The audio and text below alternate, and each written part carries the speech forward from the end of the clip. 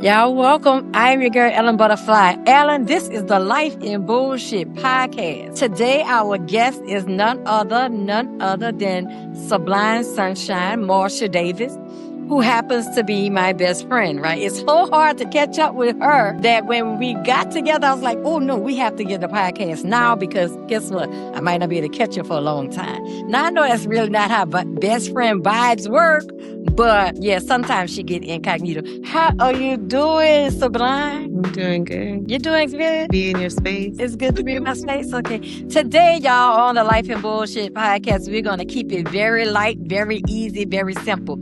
And we're going to talk about women being in the same space, in the same room with each other, and being able to celebrate each other versus the narrative that so many people are building against women not being able to share space together, share time together, successes, wins, losses, and still have a place of compassion, right? In a place of space, right? Absolutely. I'm here for it. Okay. Yay. Let's go. Let's get it. Well, y'all know on the Life in Bullshit podcast, our motto is take what you need and leave the rest on the floor. So when you take what you need, that's the light part. When you leave the rest on the floor, that's the bullshit. That you can't do nothing with nothing on the floor. You know, Etta James had a song that say, when you feel like sugar on the floor. If you waste it on the floor, you can't do nothing but sugar but throw it away, right? So if it's not useful, let it fly if it don't apply. Sublime, I'm going to jump right into it. How have you been able to navigate friendship with females in a positive space? Well, I always take the position, I want someone to mirror me. So I'm always going to be supportive. So if I want support, I'm going to give support. If I want to be loved, I'm going to give love. So that's just how I project, and that's my expectations. And that's how I know that I'm in the right space with the right females, because I'm going to give you that love. I'm going to give you that support. I'm going to give you that adoration. And I'm going to share parts of me so it's easy for you to want to share parts with you. Share parts with me so that you'll want to share parts with me. Has that always been a thing for you, or you had to grow into that narrative? Oh, no, I definitely had to grow. That I started as a very shy young person, and so insecurities were in place. So I didn't know how to open up. I didn't know how to be a friend. Okay. So it took somebody, way back when, it took somebody to be the hand, the reaching for me, so that I could feel comfortable. And they allowed me at my pace to open up and be a friend to them. But 100%, no, it took a lot of work. It's taken a lot of work. It's taken a lot of being in spaces with women like you that are off the cuff, admiration, respect. And you know what they say, real recognize real. Okay. And so I mean, that's the gist of it. I think that's where my foundation started. Give me your take on the fact that there is, as they call it, so much cattiness among women. Where do you think that stems from? Like, is it the upbringing? Is it fear? What is competition? What do you see that as? It's easy to emphasize the negative, right? Okay. Right? Mm-hmm. So it's easy to jump on board. We all like the drama. It's entertaining. It drives us. It gives us energy of some sort, right? Okay. That, I think, number one, it starts there. Okay. Drama sells. It does. Fighting. It does. And I also think it comes from insecurities with yourself, and you project that on other people. Okay. I can feel that. I think also just bandwagon, not having enough strength to say, hey, let's cut it short. Okay. Let's cut it off. And you're just following whoever is the stronger voice in the room. Those are important. Those are important factors to consider, right? Very much because, so. I mean, it's reality. We do live in a world where things are projected, or the drama is, like you say, accentuated instead of accentuating the positives and stuff like that. Do you think that there will ever be a forum that can lighten the load for women who may be feeling fear or insecurities or low self-worth? Because as long as I think we feel those things individually as women, that's when we begin to see other women as a competition, as a threat, right? As a triple threat sometimes. I'm going to back up a little bit, and I want to bring it into relationships, because I'm not just talking about women, right? We're talking about women. But we know that a lot of drama, a lot of distance between women coming together has to do with our beloved, beautiful men, right? Going there. Yeah, we got to go there. Because The claws come come out, right? And the flaws come out when it comes to the men Yeah. and how we deal and how we operate. I'm gonna piggyback and I'm gonna bring it personal. Like today is my born day. I'm 54.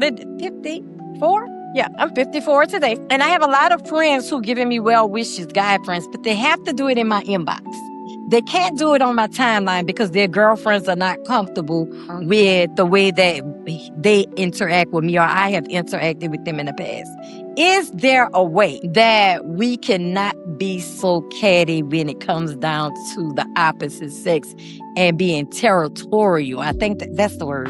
That's a split That's a- question for me Okay. because I'm going to be territorial. But Yes. so the first part of And your I talk to question you is- about that.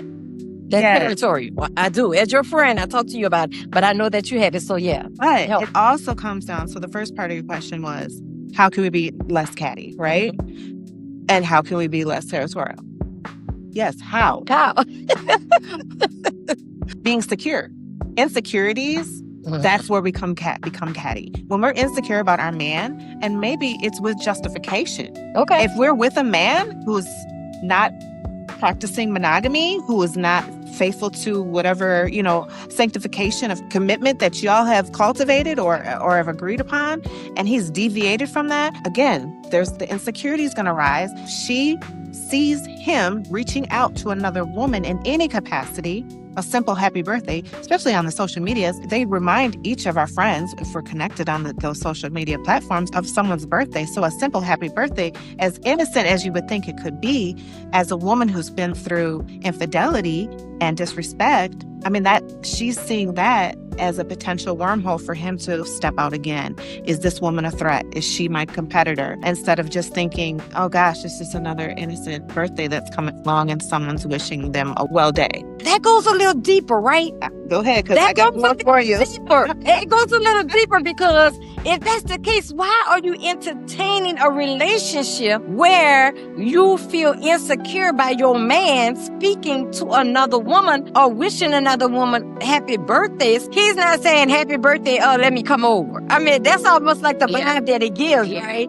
And so if we're putting ourselves in relationships, we should not be in a relationship where we are that insecure. Or if the infidelity has happened and you choose to forget that man, that shouldn't be reflective of how you deal with the women who are in his life. And I just feel like that's a little bit childish and immature versus respect. Because people say when you get into new relationships, you have to respect your partner's wishes. And at the same time, when you get in a new relationship, you set the stage. You set the expectation. If you met me and I'm saying happy birthday to all of these women, for whatever reason, you don't know. You don't know me that in that capacity, I would assume. And if you do, then it's on you that you got into a relationship with someone you knew off the cuff had, infidelity issues. But if I'm telling you right now, I'm a people person. I exalt and I love on people, and that's going to come in forms of happy birthdays, celebrating life, accomplishments, because that's what we're seeing on our timeline.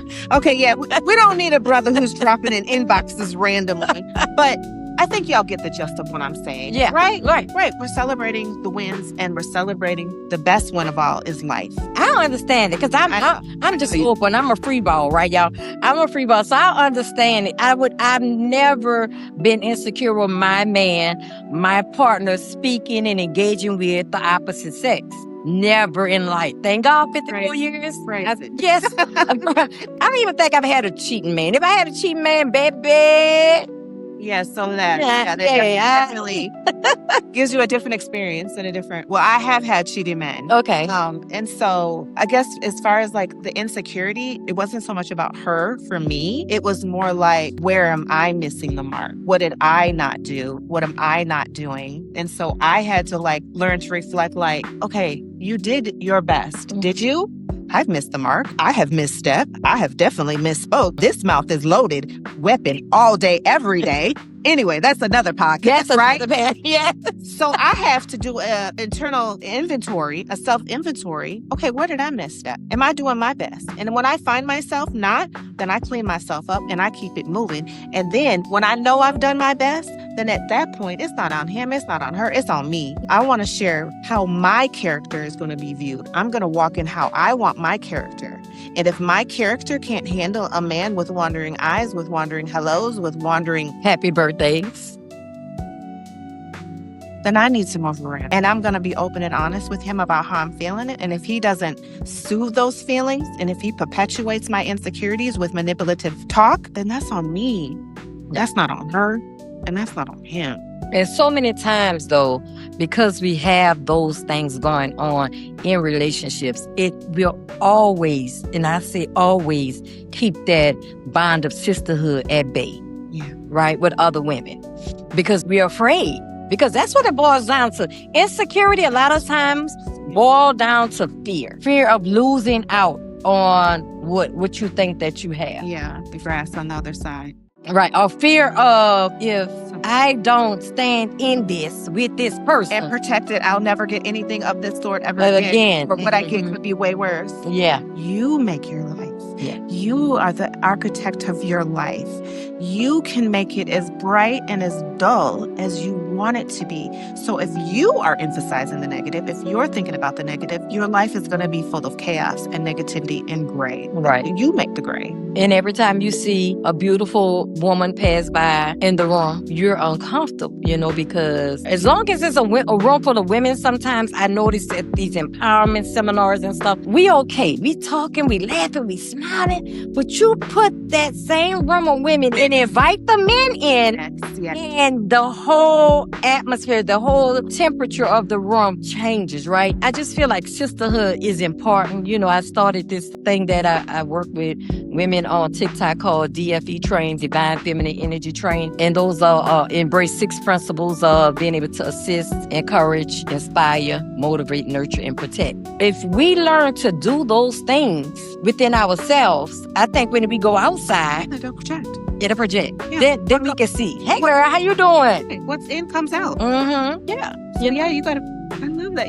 She's filling cups. Yeah, we have, and that's what I think we have to do. So I really want to sit down and talk to you today about that sisterhood, because we have built one. So I know that it can exist, and they do exist. Mm-hmm. But again, I don't think that we see that as much. It's not. Mm-hmm. It's not promoted. It's not. It's something almost you have to seek out and or create. Yeah. Create. And I think creating it is the new way. Collaboration is the new currency. So when we collaborate, then we can build our network. Oh, net worth, all of it. But yeah, so when we build our connections, then the money will come. So I think even with relationships and sisterhood and panels and empowerment, all of these things that we see going on around us that needs more of it, I think that we have to sometimes put a proper perspective on it. Every woman won't get along. Every circle is not for every woman. But we need to find our balance and be able to say, oh, Sublime, you know what? I hear you. I see you. That's not something I choose to engage in, but I respect you for what you have going on and be okay with it. That's what sisterhood is. I'm not going to co-sign on everything you say. You won't co-sign on everything. And please don't, because sometimes that lack of co-sign will make me do a reality check. Hey, why aren't they co-signing? Let me sit back and think about why wouldn't they co-sign? Oh, okay, yeah. Maybe I don't need to be doing that. Yeah. Or I can understand why they wouldn't want to be a part of that. And that's okay, because I'm not for everybody. You're not for everybody. Right. You're not for everybody. Right. That's okay, because we all have our space and we all have our people. They're out there. But I think sisterhood is a great thing. I just feel like we need to promote that more. I'm for it. I'm here for it. And not only that, but I also feel like it also starts with our daughters, right? Well, of course, that's a whole nother podcast. We need to do a daughter podcast. But it starts with our daughters. And what I say is what I didn't get or maybe lacked access to coming up, I now have the ability to share with my daughters. And I have the ability to share with your daughters. You have 3 daughters. The sisterhood brings about an even swap, ain't no swindle kind of thing. I love that. Right? Yeah, that way we swapping out. We're not trying to get over. We just steadily growing and enhancing. Snowball effect. Right, what is to come. And I believe they call that legacy, right? Mm-hmm. So if we build the legacy of sisterhood amongst ourselves, then we can share it with our daughters. Our daughters have daughters, they can share it. And then we could get back to what it used to be. Because I remember my grandmother, even though they grew up in a different time, their sisterhood was unique. That's right. Right? Because that's all they had to hold on to. And so they cherished it. Before we go, I just want to ask you as my friend, do you cherish the sisterhood we have? Oh, absolutely. High five. Absolutely. Amazing, y'all. Amazing. This is my best friend, Sublime Sunshine, Marsha Davis. We've been friends now going on 10 years. 10 years solid for sure, right? Because this is 26. Longer than that. We met in 15? 16. 16, so 10 years. So it's 10 years, but it feels like forever. It does. It feels like forever. You lose track of time. You get lost in the sauce. Lost in the sauce. Yeah, I'm your girl, Ellen Butterfly, and I just want to come on and have this light conversation about sisterhood, about growing, about growth, about the possibilities of a stronger network, a stronger bond, not only amongst other women, but also amongst ourselves individually. Because if we do all of those things individually, we embrace divine feminine energy, then we can share it with the world. Wow. Right? Right. Yeah. Like links. It's like links. It's a chain link. And when one of the links are broken or something is going on, that's where the sisterhood come in and say, hey, girl, how you doing? You know, welfare check. Because you do welfare checks on me. When we don't talk off of you, or you just send a thing that says welfare check. Yeah. And when every time she sends that welfare check, my heart literally lights up. Because I'm like, somebody is checking. Come see about me. Yeah. Come see about me. Come see about me. So yeah, thank you for joining me on this journey again. All of my creative journeys, you're always here, always positive, always uplifting. But you pull my coattail too, and that's what I love about it. And vice versa. Yeah. She taught me well. Yes. We pulling coattails over here, y'all. So thank y'all for joining us on the Life in Bullshit podcast. We will see y'all again real soon. Good night. Bye.